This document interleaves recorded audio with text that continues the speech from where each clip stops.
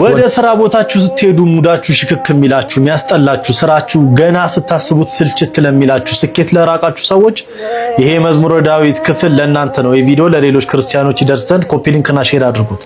የሆነ ቢዝነስ ጀምራችሁ ወይንም ደግሞ ወደ ሆነ ቦታ ላይ ኢንተርቪው ሄዳችሁ በስንት መከራና ልፋት ያገኛችሁት ስራ ገና ሳምንት ሳይሞራችሁ በጣም ያስጠላችሁ ገና ወደ ስራ ለመሄድ ስታስቡ እንግፍግፍ ለሚያደርጋችሁ ቢዝነሳችሁ ለተቀዛቀዘባችሁ ስራችሁ በጣም በረከት ላጣባችሁ ሰዎች ይሄ የመዝሙረ ዳዊት ክፍል ለእናንተ ነው። ሁላችሁም እንደምታውቁት እንግዲህ መዝሙረ ዳዊት መዝሙረኛው ቅዱስ ዳዊት የደረሰው የዘመረው መዝሙር እንደሆነ ይታወቃል።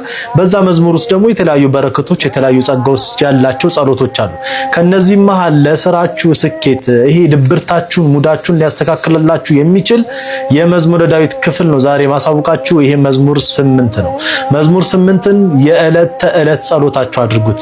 የዕለቱን ዳዊት የዕለቱን ጸሎት ከጨረሳችሁ በኋላ መዝሙር 8ን በፍጹም ተመስጦ 7 ጊዜ ብትደግሙት በስራ ቦታችሁ ያለ ሐስል ገና ወደ ስራ ቦታችሁ ልትሄዱ ስትሉ የሚያስጠላችሁ ነገር በሙሉ ከላያችሁ ላይ ይሄድላችኋል። መዝሙር 8 አቤቱ ጌታችን ስምህ በምድር ሁሉ እጅግ ተመሰገነ፣ ምስጋናህ በሰማዮች ላይ ከፍ ከፍ ብሏልና። ከሕፃናትና ከሚጠቡ ልጆች አፍ ምስጋናን አዘጋጀህ ስለ ጠላትህ ጠላትንና ቂመኛን ለማጥፋት። የጣቶችህን ሥራ ሰማዮችን ባየሁ ጊዜ ጨረቃንና ከዋክብትን አንተ የሠራሃቸውን ታስበው ዘንድ ሰው ምንድነው? ትጎበኘውም ዘንድ የሰው ልጅ ምንድነው?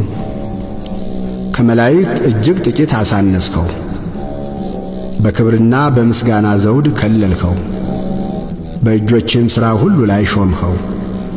ሁሉን ከእግሮቹ በታች አስገዛህለት፣ በጎችንም ላሞችንም ሁሉ፣ ደግሞም የምድረ በዳውን እንስሶች፣ የሰማይንም ወፎች፣ የባሕርንም ዓሦች፣ በባሕር መንገድ የሚሄደውንም ሁሉ።